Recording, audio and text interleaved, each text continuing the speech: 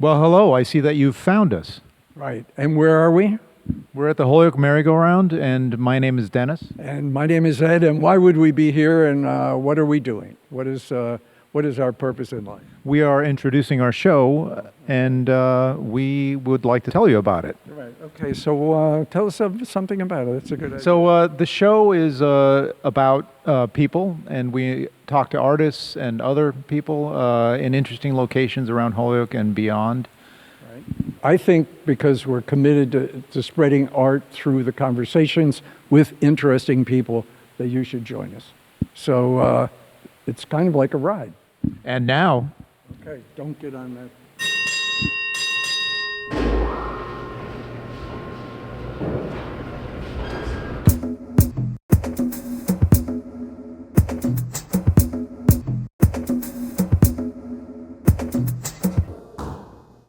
Thank you. So, Thank you very much. where are we? Where are we? Yeah, tell me where we Let me are. take my How glasses did off. how did we get here? Where are we? How did we get here? Sounds Yeah. familiar. We are in the Holyoke Volleyball Hall of Fame, Right. and we're here because volleyball was invented in Holyoke by George Morgan back in 18... I always say, 95. there you go. Thank you very much. I think so. And so we invited a guest. We did, and I'll let you introduce our guest. Okay, Cynthia Consentino, is that the way you would say it? Why don't you introduce yourself? Because I don't like to think I can sum you up in any way. Oh, well, I'm a former Holyoke artist, but I'm now up in Shelburne Falls, and I'm a artist, sculptor, ceramic, mostly work. I teach at UMass, I teach ceramics at UMass Amherst. What else would you like to know? Well, we really wanted to talk to you because you're deeply involved in craft and you're deeply trying to get your work out all those years, so much beautiful stuff, right? But here we are with somebody who has a completely different trajectory. You wanted to say that too. All right, I'll give it a try. I've kind of thought about this over the past few days.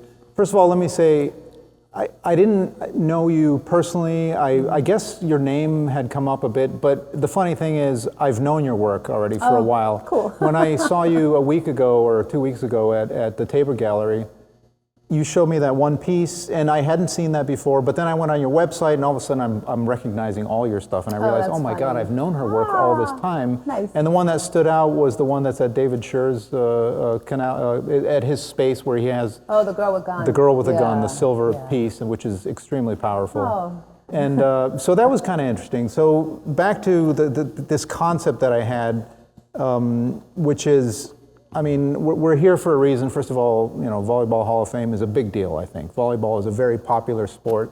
I believe it's the most popular sport in the world, along with badminton, Wow, possibly, wow. as far as participation by the public, as opposed to professional sports.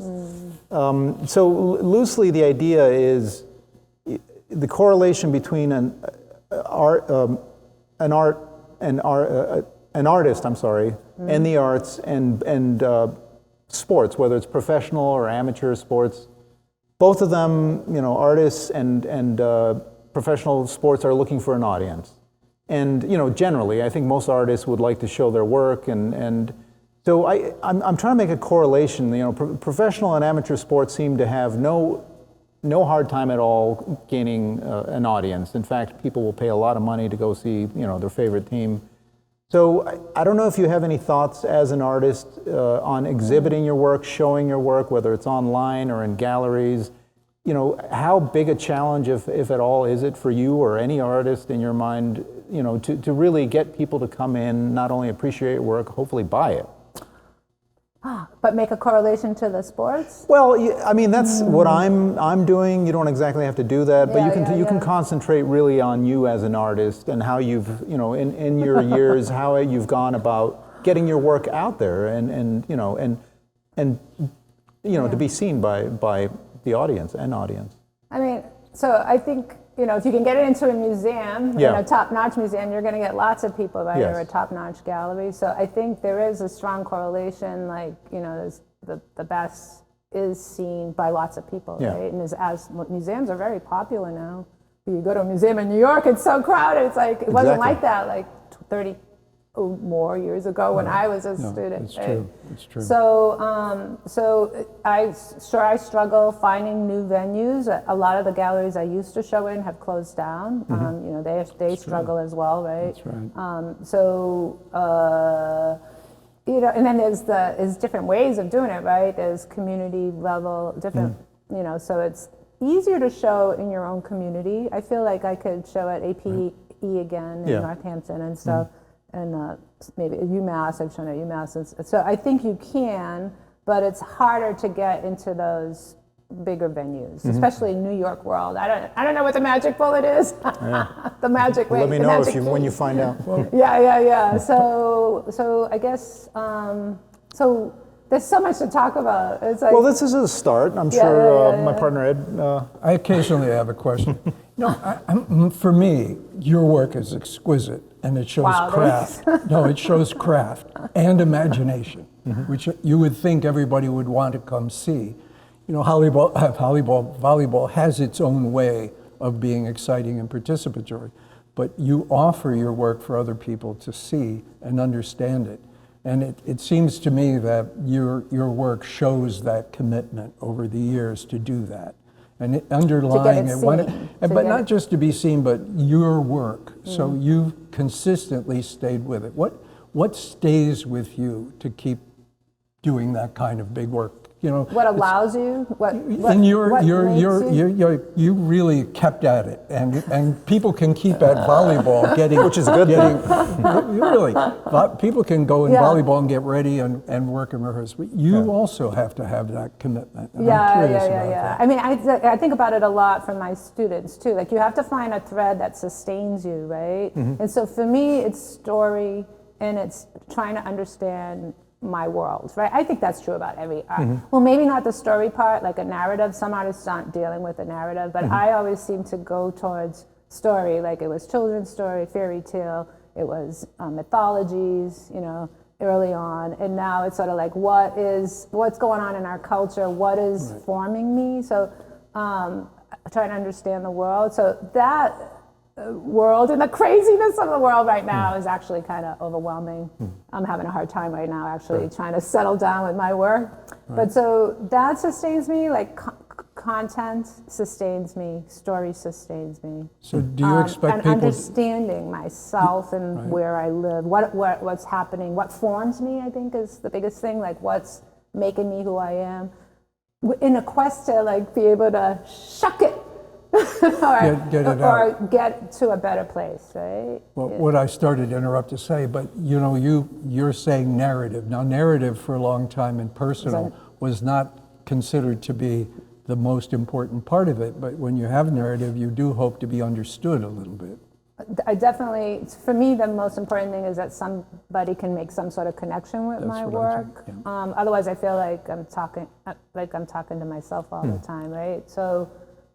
Which I do. Well, I think we should have a piece that you could pull up right now, because like in a way, we will definitely do that. We can do that. We can show it in the show. But you know, for example, do you have an example of what you went through a couple times that you feel was part of a story that you? And I'm going to ask a follow-up on the connection with your audience.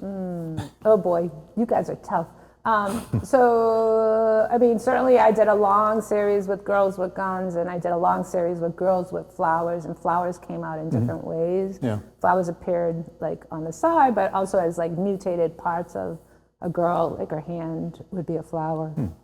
So the question is, what is an example of what like is the like story? The gun. How did the gun come up in the gun. Okay, so the gun, we're talking 1998, way before all these shootings at schools, right? I don't remember when the first one was. Probably around that time. Yeah, but it was definitely not on my agenda. No. Because for me, The Girl with Gun was actually a response to Henry Darger, who's you know Henry Darger's work, like a outsider. I don't know if you even I call it Darger, but you might be right. It could be Darger, but yeah, you know, I'm not sure now. But I saw a beautiful exhibit at the American Folk Museum in New York. I saw that too. Wasn't that the three of us saw it. unbelievable? Fantastic. And I stood in front of the images of the girls with rifles and the girls with penises.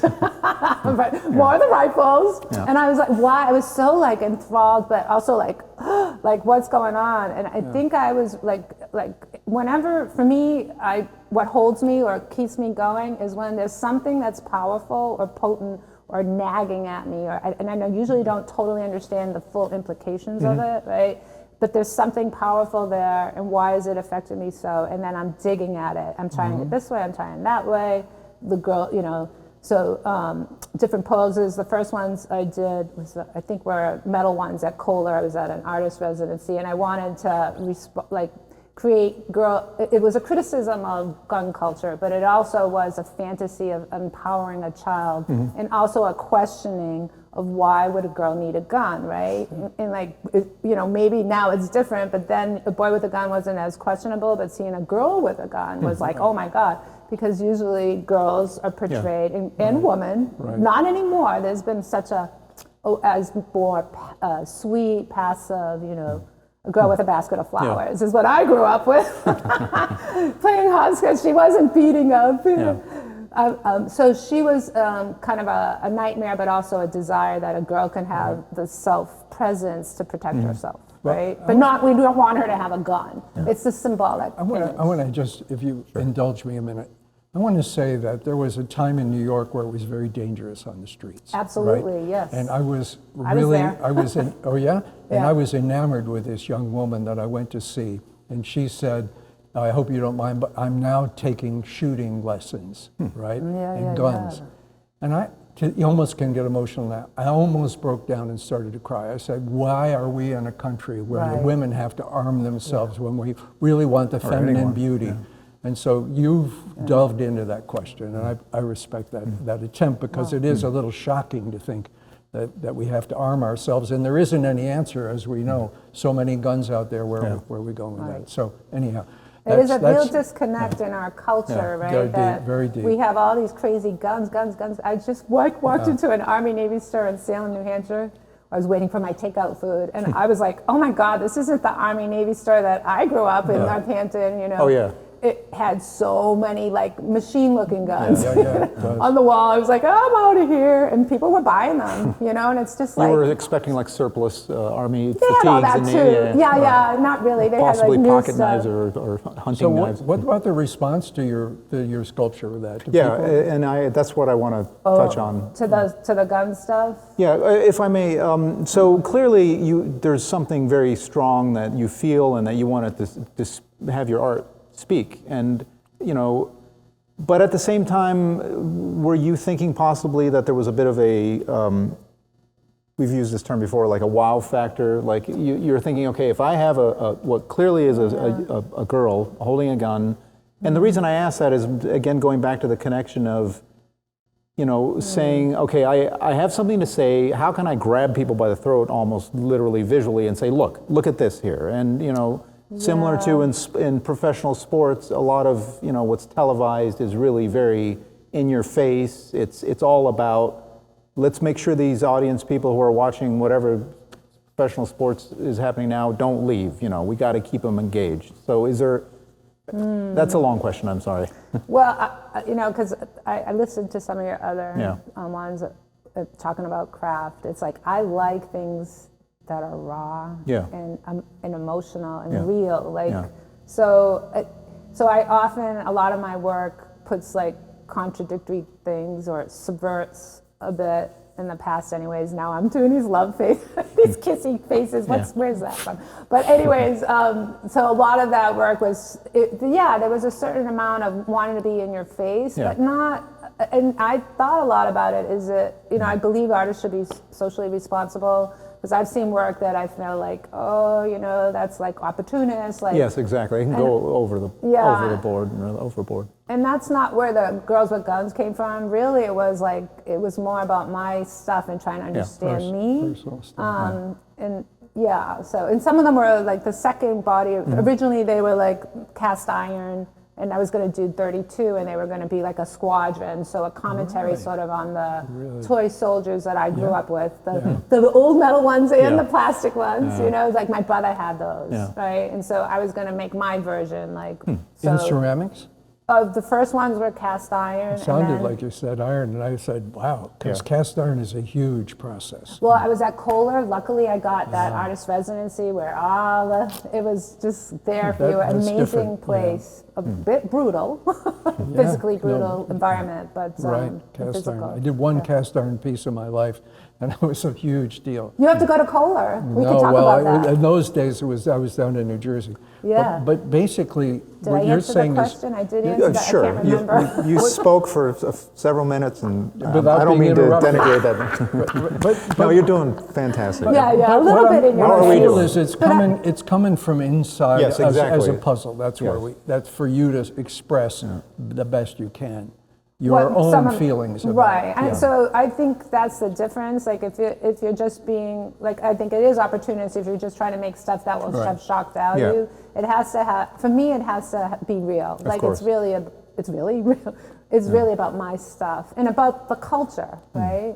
It's very upsetting. It is upsetting. No, Right, it is how the upsetting. guns really freak me out. You know, like I think, what is wrong with us? Like, why do we have to have more guns in the United States than humans? And obviously, it's a problem with all a these big killing. problem, yeah. And I'm a teacher. We had an incident at UMass, but it was actually more of a suicide kind of thing. But I could see the cops in the guts. You know what I mean? It's like that's right out my window here. This is real. This happens. Exactly. Those poor high school and grammar school students. I mean, what's wrong that we can't nip it? Exactly.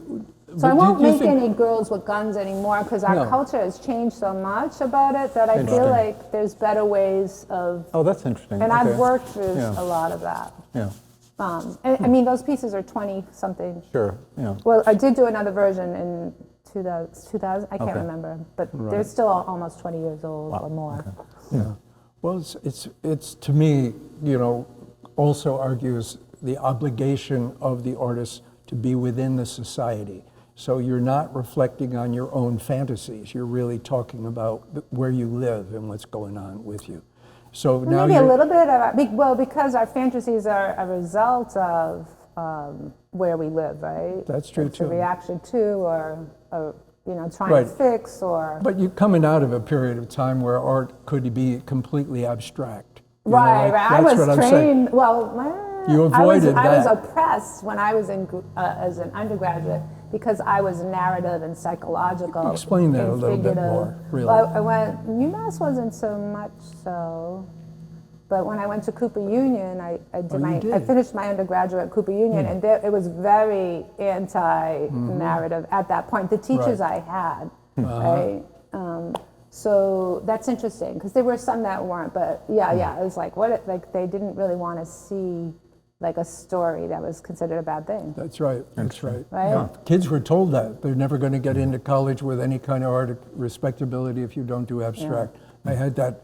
So how did that affect you? Because you didn't go that way. Well, it wasn't super extreme with the abstract. It just was anti-narrative, and it was more conceptual already, which is interesting because I had Hans Hacke, and I'm trying to think of some of the other people. And so how did it affect me? I mean, you can't help but do what you do. But I did do some abstract works, and I do like some of those works. Yeah. So you try different things. You're young. You're willing to try everything, but now you just can't help it. Right? Actually, I recently tried to do some more. I do some abstract works. Yeah. What's kind of more of a problem right now is like I feel a pressure that people know a certain kind of work, and I want to do this and that, and I feel like I want to try all these different things, but it's like then it's harder to show it, and Right. So do you have a show coming up? Do I just like a piece here and a piece there? I don't have any like one-person shows coming up. I need to hustle and find a gallery, which is a hard thing to do when you're as old as me. So where do you go to collide? Where was that you collide with Dennis? Did you bring a piece over to? Oh yeah, so Amy, because I taught at Holyoke Community College for 20 years as an adjunct. Amy asked me and a lot of area artists This is Amy that are Jonquist? Holyoke Yeah. relationship or Amy Jonquist relationship. And isn't the opening coming on yeah. Monday? Monday, Is it- it's on Monday. Oh, is it Monday? I believe it is. I better check my Well, email. we'll check. Anyway, this will be out It'll be a fun exhibit because I think over 30 artists, right? 40, she said 40. 40 artists. So what did you Over bring? 100 pieces. And so last year I started these vases that sit, so they separate out into be two heads, so they're basically images of a couple, right? And so they could be vases, but then they could sit together and they're kissing, and there'll be some that are biting, and then I'm going to incorporate animals. But right now I have a series of 3 that's not up on my website. Okay. But you can find them on Instagram. Okay. Maybe. So it's this idea that they fit together and that they support each other, kind of. But No. is it love? Like the complexities of love. So no weapons for now. No weapons for now. No, I've been working on nature pieces too. Like I did have a one-person show in Millersville University in Pennsylvania this past fall. A few months ago.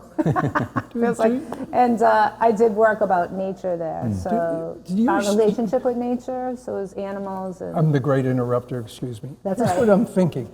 Do you have a hard time explaining the importance of what your work is to your students? And how do you say to them, do they need to explore, or what are they doing in the world? Because you The parts really of represent my work, I try not toward to them, talk to. toward them. What they don't you have to say what is important for them, why they're there?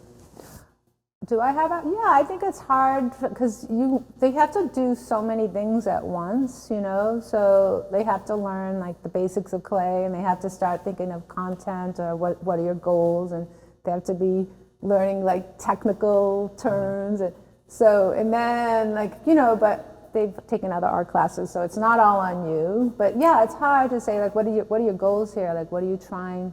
Right. But so I asked them to write about their pieces and so what have is a plan. what did one student do or write that you remember that for importance, or they're pretty profound. I'm impressed with the students. Like a lot of them are dealing with personal stuff. Like we have students talking about anorexia and bulimia and abuse this semester, and they're really forthcoming, which I think is fairly new, maybe 15 years. I'm like, wow, I don't know if I would have shared all that. And the work communicates some of these ideas, yeah. And a lot of them care about the environment. There's a lot of students who take ceramics courses that are like other majors. Like we have a lot of science majors and a lot of natural resources or environmental. Sorry, did you say that some of those students take art classes? Yeah, Okay. they can. That's the beauty of going to a school like UMass. Yeah. Like you could. A lot of them minor in art, but they're very good artists. I'm like, wow, okay, That you're is better than art students. So I was curious, do you know more or less what percentage of students who take art, go on to become professional artists or pursue art seriously, or do you have any sense of that? I'm just curious. From my students, I'm thinking of my cohorts. When I was in school, a lot of them dropped out, and I think you probably have experience the same thing. It's really hard to be an artist. It is. So and a lot of them find things that are somewhat creative, but not like being a professional artist. So no, I don't. But our grad students do pretty well because at that point, the undergrads, I don't know what the percentages are. Okay. But we've had some very successful students. The grad students do seem to continue, for the most part, either teaching and making their art or. This somewhat goes back That's to. I'd like to know that statistic. It would be interesting because, I mean, you don't want to necessarily warn them that pursuing art is a tough choice, but sometimes you kind of, as an instructor, you want them to be aware of that it's not guaranteed. I mean, it's not guaranteed that if you study electrical engineering, you can be a good electrical engineer, but. Or even get a job. Yeah, exactly. So, if I may, in the beginning, we talked about current galleries and museums and how there's actually a resurgence, or people are lining up, they're paying money to go in to see. So there's this interesting dynamic, and the one thing I wanted to touch on is, and it's not sort of new. I think they've been doing this for a long time, but art.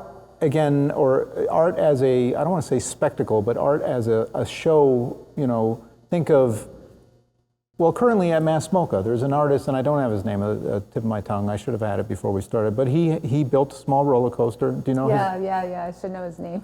So this is, of course, entertainment. Art is yes. entertainment. I mean, amusement. it's a I guess pun intended, it's a vehicle for what he really wants to talk about as an artist. But here he is, he built a little roller coaster which the people can actually get in and ride. A couple of years ago at the Shed in New York City, I was in a show, and again, I don't have the artist's name, where we paid a high price to go in and lay down on a metal net. Do you know what I'm talking about? Yeah. Keep talking. I may have actually mentioned this to you before, and and this was the kind of thing where before the show started, they asked us to empty our pockets. If we have any kind of heart condition, maybe we should consider not doing it. And I thought all the time, this feels like a Disney ride or something. And there's that whole sort of. Right. I'm wondering if museums and galleries, especially museums, are in their meetings saying, what can we do to get more people to come in and also pay money and stand in line, for the. So, I'm sure that's on their agenda, but the artists are doing it, so it's not just that. No, I know, but and I mean, is allow it? Yeah. I think that I'm okay with it. So it's valid. It's a valid. Well, I like that art can keep on expanding into things that you don't think is art, right? No, exactly, absolutely. Yeah. And I like that you can experience it physically, though I didn't go on the roller coaster. I need to go read more about that piece too. But sometimes I'm like, well, what does this mean? Is there a meaning behind it? Like so how deep can we go here? Because the cost of things like that are outrageous. Are really right? high. So sometimes I'm like, oh, is it really? I always wonder, like, how does that artist have the papa and the belief in something that spend like $1 million, had $1 million, like Krista, millions of years to get a project. I would never have that kind of. You have to have a big ego, but that's okay. Good, bravo for the people who have the faith in something. I agree. I'm okay with it. But so what was the question though? Was like it was a discussion more. It was just bringing up again because we were talking briefly about your students. What are they if they are pursuing an art career? Are they going to go and just have shows and then try to get as many people to come in, or are they possibly going to go directly towards I'm going to treat art as a I mean, I am at a loss for words here, but art as I keep saying spectacle, but I got a word. Okay, your turn. I got a word. No, I got a word for you. Okay. Well, in my group of people that I know, we discussed this stuff, and we came up with the word theater. Okay. Theater I like that is better what spectacle. the spectacle is, but if it doesn't have enough art content, it's a one-time event. Yeah. Right. One-liner But if you kinda, come back, which is your art, I think offers people. Come for another look, try to understand it. Whereas if the bombs go off in the fireworks, it's done, right? In that way, I think theater is a test. It's not the answer, but it's a test. So you wouldn't go back and ride the roller coaster again, but you would go back and do a real art exhibit. To me, that's a good way of putting it. Okay, that's all I got. Because I talk to my students about one-liners if you get it, but that's a little different. If you get it in one, if you get the whole thing in one viewing, then you're not going to hold it. So like an artist's job, this is what I give them. Artist's job is to hold the viewer and make them spend time with the piece and think about the piece. Yes. But that's like one way of looking at it. I'm sure there might be another, more expensive way. Oh, this is no time to be generous. Let's get after the infidels. Let's get brutal. Let's get really awful to people who, in a sense, want to exploit the audience. And I have a big argument about that. They're really not. Are you talking about obscure? No, I'm just talking about if you put a dog up in front of a museum and put flowers on it. It's something, but it's not really, to me, the same thing we're trying to do. Well, maybe not, but it does expand the Jeff Koons, right? So it does expand what art is and what art can be, and it creates dialogue, which I think is good. But I think you can talk about it now as saying he's theatrical, he gets people there, but there's not a whole lot of substance past that. To me, that's where I look at. Like even the chromes and all that stuff. It's just different. Those are almost beautiful. They're just like beautiful forms once you right? So they are beautiful, right? Yeah. All right, but so he's transcended, which is one of my pieces has Koons dogs, balloon dogs in the piece because I said. Oh, you painted it in? As a sculpture because it's an artist with a with one of his Balloon balloon head. dogs over his shoulder. The way they used to carry sheep to market, like the artists. Oh, this used is to the survive. relief. I'd You like show to I did see a relief. that. It's a relief. Yeah, It's so actually what really I'm saying is interesting, the burden of theater is held also by the artist, which is, can you be theatrical Right. enough to survive in the market or place out there? And that's an obligation I don't think we can ask artists to take seriously. I think the Barnum and Bailey thing is different. Well, right, and I don't think all artists have to do that. I am a little generous. There's a place for that, but there's a place for the small, intimate object, and because I'm teaching ceramics, and a lot of ceramics is functional work, sure. right? And so there's different goals. I'm all for. There's a lot of room for different kinds of art, and we're lucky to live in a Well, time why did where we that's invite her? allowed. She's so nice. Why did we invite her? Our show is She's not not- supposed she's to not be that dishing nice, dirt, is or it? what? What do you need her to No, do? I don't know. I don't know. But the point I'm saying is, okay, I agree with you, but I have another definition that helps me. The pieces that I do, I want people, and I think your heart, that want them to live with it. In other words, I want them to Right, bring it yes. into their lives and be there. And I think that's a second definition for me. Yeah, And I feel that good about your work. I would want to, have Yeah. it in my house, different. Because I'm trying, being so old, right, and having making art for so long, I try to remember what the original love was. Please. Go back to Yeah. the beginning. And I was I was thinking about how I used to love the Museum of Native American when it was on 150th. Sure, Did you ever I've get been to there. go? Yeah. Oh my God! Right. And that's why I'm a ceramic artist. That and really? the Yeah. Ankara Anthropology Museum in Turkey. I went immediately after undergrad. I went to Turkey for like 5 weeks and seeing the ceramic work from Beautiful Anatolia, stuff. these gorgeous vases, polished like they were like bird-like Right. vessels, and Cycladic art, say, or some of the African art. Like you go, I remember going to the Smithsonian. This is all when I was in undergrad, right? Yeah. And seeing like this beaded little hat that it was I can't remember. It was like Middle America, Native American piece, and the power in these pieces, That's what I've Bamba, said. Bambadas. Absolutely. Like some of these pieces, they're not. It's good.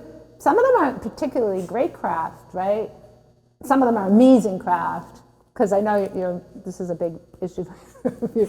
It is, I think it's sure. the intent, right? The intent and the passion that the artist, the Right. intention the artist puts in can literally imbue, and this is where I get a little new agey. I think these pieces are radiating some intention and like power beyond Right. just what we're looking at visually. I like that. So like Tibetan monks, when they make the mandalas, they're like asking the god or the goddess, Yeah, they are. enlightened people, what those Buddha people, Buddha, whatever those guys are called, into that sand painting, and then they let it be free, right? They destroy it so that That's true.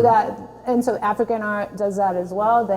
Some of it. They do it not- for the festivals, and then they do a new one for the new festival. but they're literally yeah. inviting Yeah. like ancestors to live, Right. and so I think. Not that I'm doing that, but I think one's intent. I think what we're responding to a lot of times with powerful works are the intention that Let's hope somehow so. is captured. That's right. And maybe one could say it's just the ingredients, how they're assembled, right? Well, when you bring up the African art, you know that some of those sculptures are a whole hundreds of nails in a head. Yeah, those and fetish but in a pieces. way is a different kind of craft, but it's also with a certain intention. Intention, And it's clear. yeah. So I think did I just agree with her? Just a minute ago I said she was too nice. Well, so I was going now, to see now like. I'm agreeing you. Because it's kind That's of a crude quite all right. craft on some of the African pieces. Some are very like exquisite, but Yeah. some of them are like I think it's Bambara. Like they take mud and blood and yeah. bones and they make like this. It looks like a calf or a rhino maybe, Yeah. and it's very crude. It is so powerful. Yeah, I so- remember a so it can be professor like saying, that. It can if you're be going like to that. use blood and bones and Better be good. and shit and spit, it's gonna be powerful. And that's like the intention of. I mean, is it because we know? Because when you look at it, you don't really know. Maybe Yeah. you think it's mud, but you don't know Yeah. it's blood and bones. Right. And so, is it the intention or is it the actual materials? Yeah. I think it's the intention. Yeah, I mean, sure. even though it comes across. Yeah. So I could only aspire to put some of a power. Of that. I don't know how to do that because I didn't come from a culture. No, right, but it's different, but we appreciate it, and yeah, you see it, and you understand it. Like I want my pieces to have a certain I think intensity. I think integrity with the intention and truth is all weaved in. It's part of it. It's part of it, and it shows. Honesty, and it shows, right? and it shows in your work, frankly. Otherwise, we wouldn't have invited you. I'm sorry. Well, but some of my work isn't good. It's like, and that's so sad. The work is sad, or it's sad that it's not good? That's a good actually line. Okay, so it's terrible. Some of it's not good. So I just watched this beautiful documentary, Hokusai. It's a Japanese film. It's about him and his daughter. What's it called? Hokusai. Okay. I forget what it's actually called, but the filming is gorgeous. Like the landscape, it really feels like you're in 1800s Japan. Wow. Yeah. But some of the beautiful parts of that movie, like he was quoted, and they got it in the movie, that on his deathbed, I would be better in like if I had 5 more years, I could get there. He was always trying to be better and be good. Yeah. And he never thought, I don't know, Right. I think he must have known he was damn good but he wanted to, and I feel that way, like I never think I'll ever get as good as I would like to be, right? And I'm always in quest of getting to that powerful, like capturing something more. I think most artists, why we're artists, is that we're looking to go beyond our, be better. Like, but you should know your history and know your craft enough to know what you're doing in relation to a little bit. I am, right, and I feel sad. You do, I think. Here's where I'll follow you. A lot of academic programs have, like, and we're about to do this, a lot of academic programs are more broad now, like they don't, and I think a lot of it is funding, right? They can't, and it's also a philosophy though, where you get a general education and you really don't go deep into like one. It's hard to get enough into one, like ceramics. We're very limited in what we can offer them in ceramics. Well, I'm going to give you, maybe we can come to the end of this in a way. Look at it this way. Ming vases are something in everybody's vocabulary. But when they said they, in a sense, did them, and you don't have to do them again, to me, the history of craft can be that each time through the generations, you do have to make them. And your story is invested on the fact that it's never going to be the same, but it deserves to be compared in terms of. So in a way, you're taking elements of the culture that way with you, like the guns or whatever, and saying, okay, I can be compared with what, they say the Statue of David was originally in order to frighten the rulers by saying, we're powerful down here. It wasn't just a nice guy. So in a way, you're saying, I'm aware of the fact that we have guns. I understand it. There's now you've looped back to the guns. Okay. Why not? Oh, I'm still on the craft. but I'm just saying, it shows through it. It just shows through it. And I think in each generation, the more you know and the more you express that, the better we understand ourselves. Yeah. So. Well, pretty good. No, not bad. Damn. For the crafts of, I think it gives you the facility and the confidence. And it's sad that our culture doesn't let people reproduce like other cultures, like even France, like you go to the Louvre and you paint. They still do that, I think, right? They do. You can't do that. We have our academics, like most university education, that would not, a little bit, there's a little bit of copying, but not to the level of old. They used the Renaissance like the 1960s. My sculptural friend, Martin Chirino, who's very famous, started out in the academy in Spain, and in the museum in the Prado, they had to copy with fidelity the paintings that there. And he got so good at it that they started selling his stuff out of that, meaning here's Martin's work, and that to me is a good example. Why wouldn't you want to do it that well? And then, of course, he started doing sculpture and said, I'll be my own original guy. But this is the test that I think we would love to see people try to do and work through our history. I always see like there's good and bad, there's pros and cons, and you gain certain things by going that way, and you do gain certain things by the contemporary way of education. And whatever that is. She's good, she's really good. Thank you for coming. Why Thank don't you we very just say that? Thank you for coming Well, we and haven't saying even all that touched on stuff. certain topics. Oh, I know. I think- Well, I we can think always we have a went- part the two if you like. relationship. We went all the way through everything. You I'm were sure. summing up and I went right back in. I'm so sorry. No, that's what it's Sum all it up about, really. again. Yeah, no, We but this really is good. did great, Yeah. and I Thank you feel very like much. you're not holding out on us or any way. No. That's a nice thing. So thank you. Thank you, Cynthia. Well, thanks for inviting Appreciate me. it. This was fun. okay. I'll be a fan now of your series. It was so Well, nice to learn about some of those artists Thanks. Right. that I didn't know about. You can look at that. You So, can- George, you're the executive director, right, of this museum, and we've been here and enjoying being your guest, but maybe people need to know a little bit more about the museum. Do you have a little something you could say for us? And Yeah, absolutely. I mean, I think, we were really happy to have you guys here today. Anytime we have an opportunity to show off the museum, we want to make sure that we do that.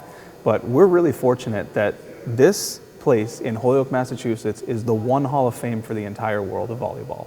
So these are the people that you see in the Olympics in indoor volleyball, beach volleyball, and they're represented here. We have 162 inductees from 25 different countries, and it's really impressive that we're able to do this not only on American soil, but in Western Mass, and have this shrine to this great international sport. right. Somebody said, I heard that there are more participants in this sport than most sports. Is this true? Yeah, we are nearing 1 billion participants per year. Does this include the nets in the back of the houses? Everything, absolutely everything. And this is, again, most people know this as their 4th of July picnic type game. Right. And certainly we know that there's professional levels, there's the Olympic level, and that takes all that into account. So do you have events here regularly?